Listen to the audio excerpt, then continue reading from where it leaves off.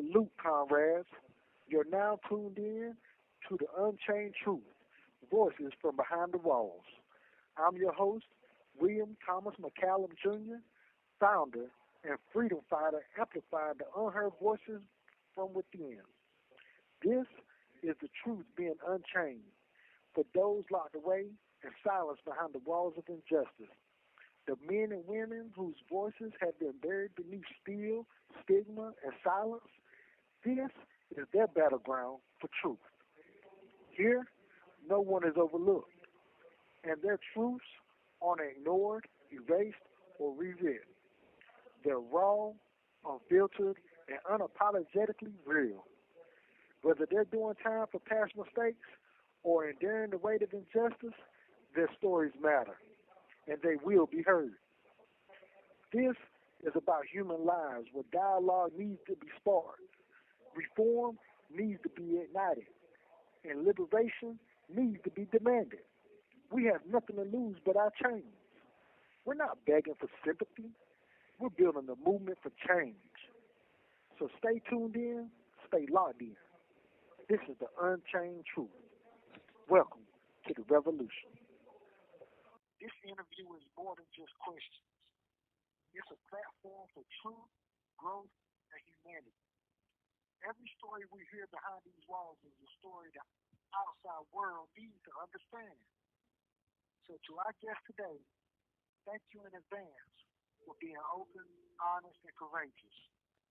This is your space. Your voice matters here. Let's begin. What's your name, your office number, and where are you from? My name is Deysi Martinez, number 1287181, and I'm from Los Angeles, California. Okay, Los Angeles, California now. This call is from the North Carolina Correctional Facility. What were you convicted of, and how much time did they sentence you to? I was convicted of first-degree murder. Right now I am in an appeal, but I got sentenced to life without parole. Okay, so how long have you now been incarcerated? I've been incarcerated. It would be 5 years in April of next year. And how old were you when you came into the system, man? What were you feeling at that time? I was 25 when I got locked up, and I was a lot in confusion and just grieving because I'm in here for domestic violence. Okay. Do you have any children? Yes, I have 3 boys. Okay. What's their names and their ages? I have my first one passed away before he turned 4. His name is Eric. And I have one. Thank you. I have one that's about to be 11. His name's Isaac in September. And then I have Elias, and he's also about to be 6 in September. So how does it feel being physically absent from your children's lives? Well, I think it hit my middle one, my 11-year-old, a little bit more than it hit my 6-year-old. I left my 6-year-old when he was 1, and he's really used to it. He thinks it's normal coming in here and seeing his mom. My middle one is going through it a little bit because he's not used to being away from me, but he loves coming to see me. So what do you do to be there for them mentally and spiritually?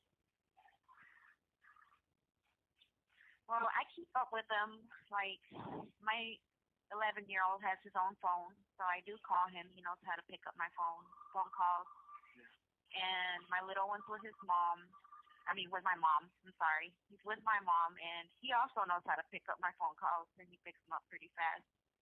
And I just keep in touch with them. Yeah, that's very good. That's very good. But Did you have any? they're with family, so that's a good thing. They're not with any Yeah, that's strangers. that's good. That's very good. Did you have anyone in society who supports you, family, friends, and partners? Yes, I have right now. He's a fiance, and I have my family, my mom, my dad, aunt, uncles, cousin, my sisters, my brother. I have my best friend. His name's Joel, and he's been very supportive throughout this whole time too. I have a lot of friend support as well that know me since I grew up and knew what I was going through. Uh, Miss Martinez, tell me about your childhood. My childhood, my childhood was not very, I guess, a good one. Yeah. I had my mom leave me when I was little with my dad, and my dad ended up leaving too. So I ended up in the system. This call is from a North Carolina correctional facility. I ended up in the system as a foster child, but my aunt got her foster's license, so we went with family instead of foster care with strangers. My mom came a little bit when I was like 15, turning 15, back to LA, and came back for us. But it was a pretty rough childhood, I can say. Yeah. Yeah. What did you want to be growing up though? Like, what were your dreams? My dreams, I wanted to be a veterinarian so bad because I love animals. Oh yeah. And then growing up, seeing when I did used to live with my parents, I grew up in a paint and body shop for cars. So as I got older, I wanted to open my own shop, but just with only females, that paint cars, because it's not really, you don't really see that around. And I worked in Jiffy-Lube for a little bit, so I know a lot about cars. So I wanted to open my own shop up just with females. What's your favorite animal? My favorite animal will be an elephant. You like an elephant? Yeah, I like elephants. Very big, ain't it? Yeah. Let me ask you a question, Miss Martinez. Have you lost any loved ones since being incarcerated? No, I have not, thank God. I have not. That's good. This call is from a North Carolina correctional facility. That's good.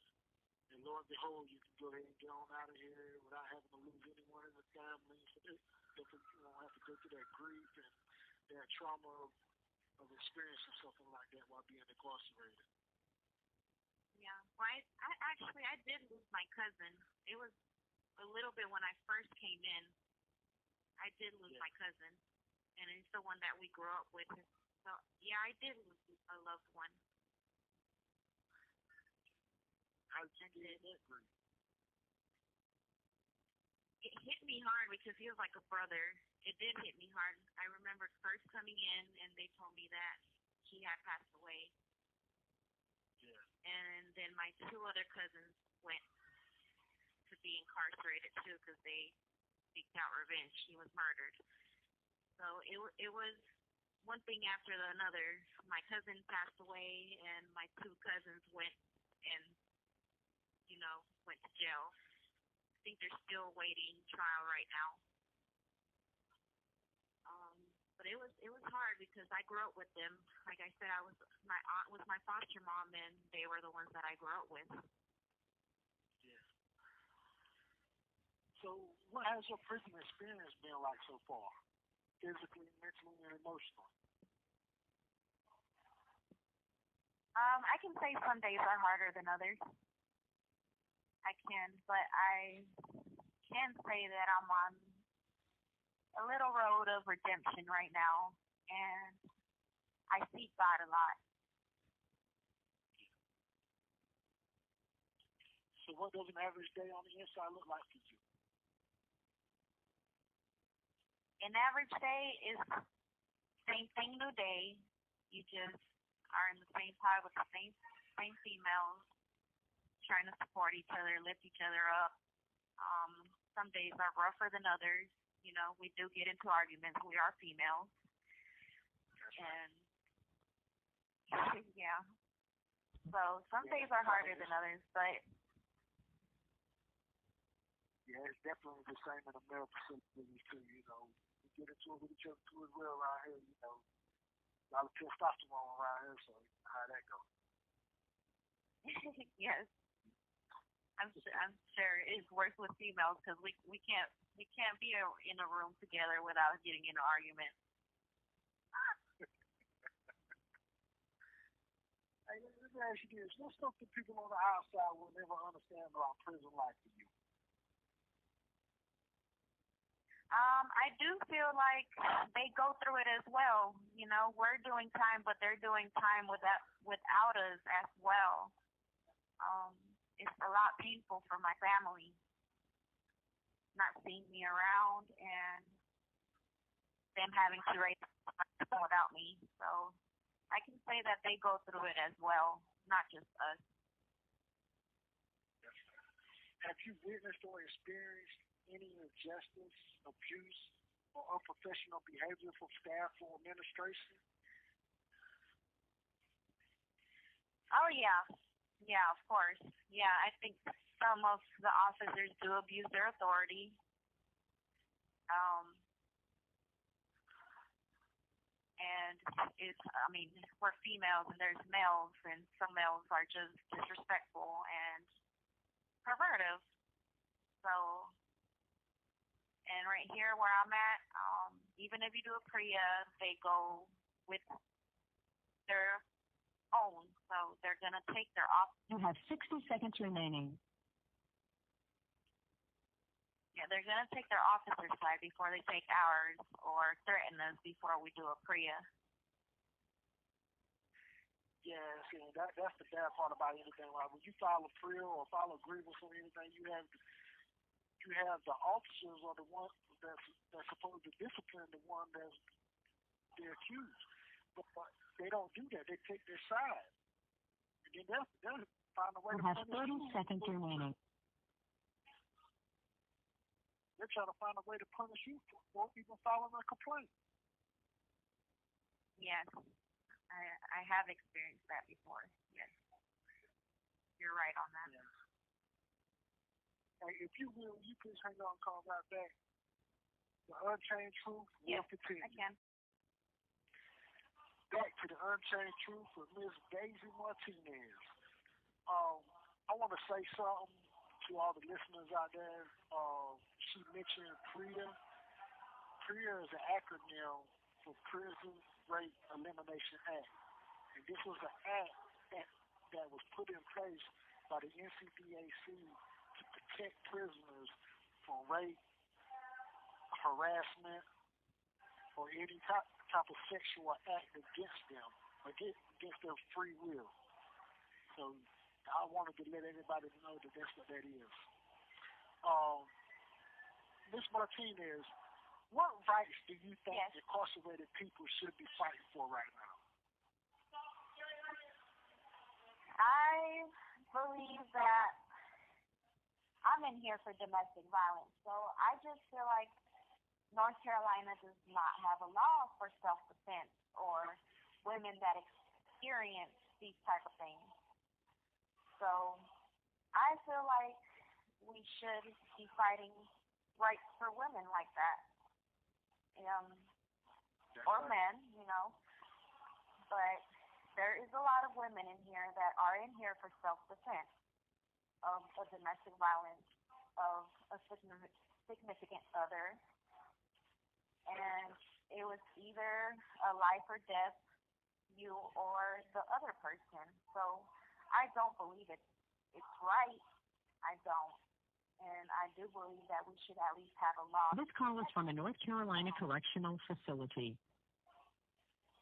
To protect women that go through these experiences. This call is from a North Carolina correctional facility. something that I do write a lot of advocates Yeah. and people that to help women for domestic violence. I do write a lot of people like that, and they're trying to get a law out for us. And that's one. Because of the public right now, what would you want them to hear? Um, just the same thing. I just believe that there should be a law for women that go through abuse That's right. and have to defend themselves over a drunken man or just somebody that just is beating on you. Yeah. They, uh, women's rights definitely should be stronger. We have to protect our women. Um, and I'm definitely an advocate for that myself too as well. Because a woman is a child's first teacher, and a woman, is the barrier of the earth, is the fruit of the earth. So therefore, they're the nurturers. So you definitely have to protect our women. And lawmakers, they should have laws in place, you know, for the protection of our women. I definitely agree with that. Yeah. Let me ask you this: who are you today, and how is that different from who you were when you came in? I can say I changed a lot. I have gone through a long road of trying to change because I was very naive, very gullible, and like I said, I was in a domestic violence relationship, and I know nobody would really understand until they're in a domestic violence relationship themselves. But you you want to leave, but you just can't. And I feel like I've grown from that. I've had a lot of time with God, and I just had a lot of um I just grew a lot. Yeah. So I'm what 30 did you now, do? and now it's 25. Yes. Like, what have you done to grow, reflect, or change?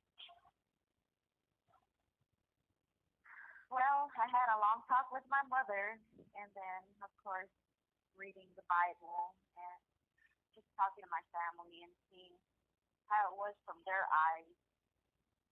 Because, Yeah. we don't see when we're in the situation ourselves until somebody else points it out to us. Yeah, that's right. You definitely got to get a different perspective on things sometimes. Yeah. Well, let me ask you this question right here, and I want you to give a message to the youth for me. What would you say to young people who are being misled or turning to crime because of trauma, poverty, or pressure? Or let me ask you this right here. What would you say to young people or young women and girls out there who are going through domestic violence in their life?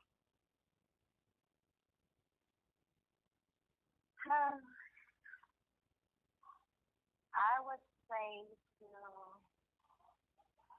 get out before it's too late or they're in a situation like I am, facing I am facing life right now, and but I do have an appeal, so I I just strongly suggest to get out before it's too late. And if you could talk to your younger self, what would you say? I would tell myself to leave, even though it hurts. Yeah, I would tell myself to leave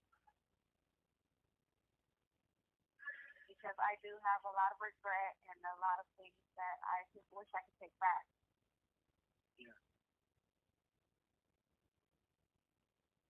So let me ask you this right here, Miss Martinez. What does a second chance in society mean to you? A second chance? If I had a second chance, Yeah, when you let you back out into society, what would that mean to you? that would mean a lot to me, and I would definitely want to enjoy my children more than anything. Just be with them.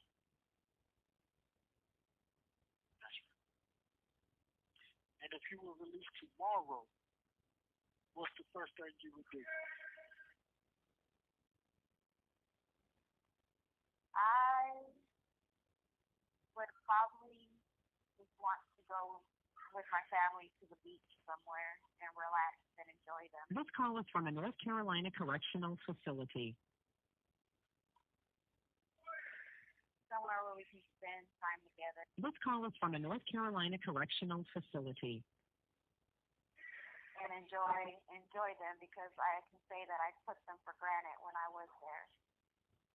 That's right. Yeah, family is very important. So, what are your hopes, goals, or dreams for when you return home?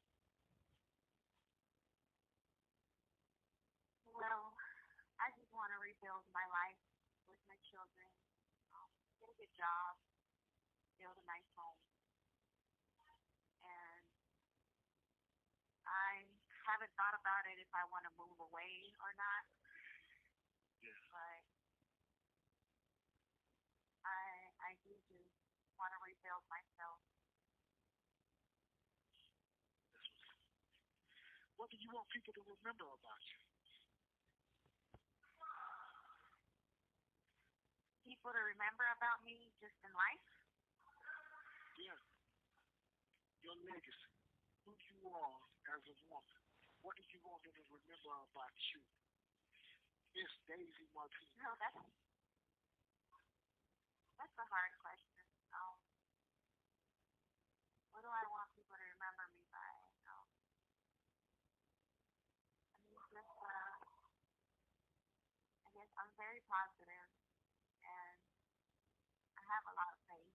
So I want people to remember me as that to give somebody hope for tomorrow. Like they see me and see what I've been through and not go the same route. Yeah. Deysi, this has definitely been a wonderful interview. I definitely enjoyed your time. Um, are there any last words you would like to share with the listeners of the Unchained Truth?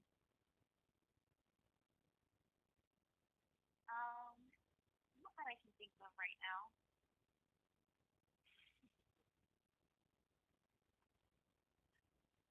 Hey, Miss Deysi Martinez, I hope everything works out. Um, I wish the best for you on your appeal. I hope that you can get back out there with your children, with your family, and all your loved ones and friends. And, we're definitely there for you, and the Unchained Truth is definitely here to support you, okay?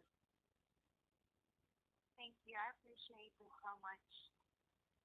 Listen, thank you for sharing your truth, your pain, your lessons, and your hope. Here on the Unchained Truth, we don't just tell stories, we build bridges. Your words today have the power to reach beyond these walls, to spark understanding, and to remind the world that change is possible. To those listening on the outside, never forget how every prison ID is a human being. To those still inside, your voice is still powerful. Your future is still yours, and your story is not over. We see you, we hear you, and we're fighting with you. Until next time, peace and Unchained Truth. Thank you so much.